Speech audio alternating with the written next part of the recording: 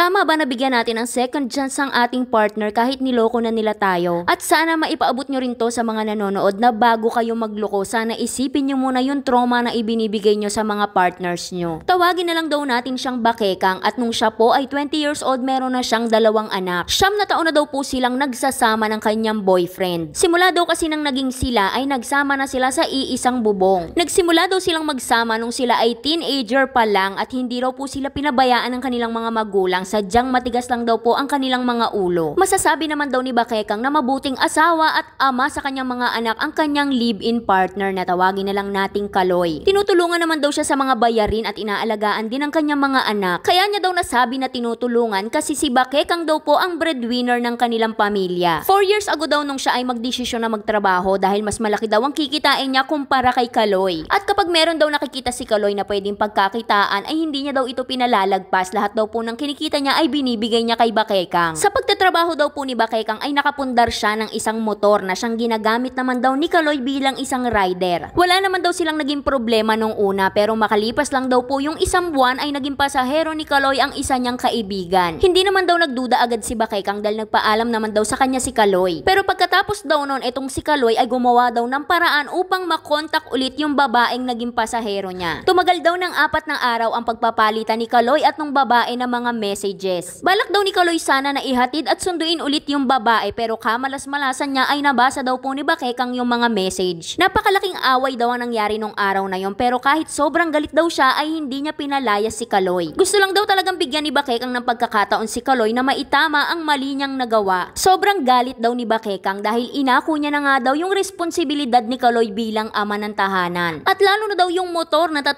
taong hinulugan ni Bakekang tapos magsasakay lang ng ibang babae si Kaloy. Hindi ko po alam kung tama ba na binigyan ko siya ng chance. Wala naman na po ako nakikita sa kanya ngayon. Isinumpa niya rin na hindi niya na uulitin pero gawa nang nasira na ang aking tiwala, hindi ko alam kung maniniwala pa ba ako sa mga sinasabi niya. May mga araw na gusto ko siyang awayin pero minsan naiintindihan niya ako at kadalasan naman ay parehas kaming galit. Alam ko din naman po na may mali akong ginawa which is pag-share ng problema namin sa halos lahat ng tao na kakilala ko. Clouded na po kasi agad ang aking isip sa kanilang judgment about him. May mga panahon talaga na bumibigat ang pakiramdam ko at nang aaway na lang ako kahit wala naman siyang ginagawa. Tama bang bigyan natin ng another chance ang ating mga partner pagkatapos nilang magloko? Nahihirapan po kasi akong i-let go siya gawa ng sayang yung pamilyang binuo namin. Di ko na kasi nakikita yung sarili ko na may ibang kasama. At sana po ipaabot nyo rin sa inyong mga manonood na bago kayo magloko ay isipin nyo muna yung trauma na maibibigay nyo sa mga partners nyo. Hanggang dito na lang, Ate Charis. Kahit kailan hindi magiging masama na magbigay tayo ng second chance kahit sabihin pa natin na hindi nila deserve yan. Siguro para sa iba yung ganitong sitwasyon na kapag niloko na sila ay aayaw na. At hindi lahat ng asawa ay kayang magbigay ng pangalawang pagkakataon. Kumbaga parang ito yung laban mo dito sinubo kung gaano mo kayang ipaglaban yung pamilya mo. At alam nyo ba, base sa aking pinagdaanan, na yung problema namin dalawa ni My Dear ay mas madali naming nalulutas kapag dalawa lang kaming nakakaalam. Hindi kasi natin napapansin minsan yung problema kaya naman nating ayusin pero pag kinuda natin sa iba para siyang nagbabaga. Hindi kasi lahat ng tao na sinasabihan natin ng mga problema ay gusto tayong matulungan. Yung iba kasi nakikichismis lang tapos gusto na masulsulang ka lang para lalong lumala. Kaya dahil dyan, graduate ka na Jackie Lou Galvadores, Akisha Oxford at Lealyn Paz, Almay Samantha at